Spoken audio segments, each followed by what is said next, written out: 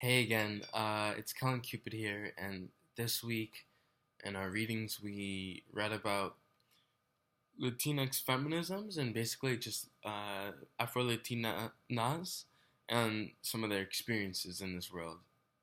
I in particular, wanted to focus on some of the excerpts from the Afro-Latina Reader. This week, part six involved um, a couple poems, some letters, and then two main excerpts that I wanted to draw from. One of them was called Uncovering Mirrors by Anna Laura, which was basically just her experiences of trying to find other representation within the Afro Latinx community that also happened to be lesbian. So it was just a short story about her detailing her experiences and the journeys that she's been through, just in her quest to find more information and more experiences with that. But the one thing that I really wanted to focus on was the excerpt by Spring Red called Something Latino Was Up With Us. Um, this excerpt was overall just about how Red thought that uh, her family was trying to deculture her and her siblings, and that they didn't want to accept their Puerto Rican heritage, and her mother and grandmother were constantly fighting with each other over speaking Spanish with the kids, and basically she just went on to talk about how like those experiences shaped her life.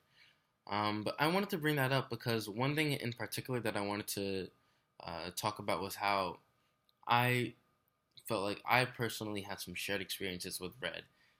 She goes on to talk about at one point how her mother was very, very adamant and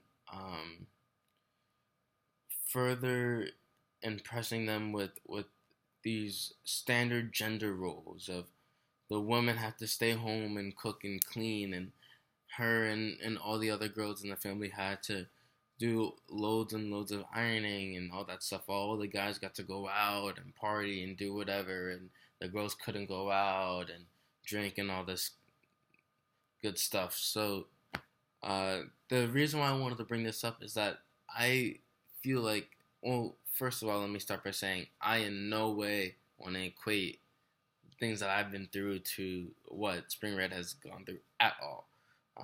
Just because I know for a fact that I'm only dealing with certain things like racism and maybe sometimes classism, where she has multiple facets of this intersectionality term that we just recently learned.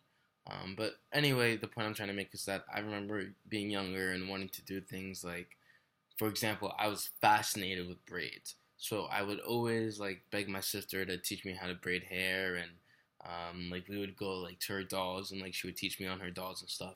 And my mother and grandmother would always be so upset, like, what are you doing? Like, boys don't play with dolls, boys don't do this, boys don't do that.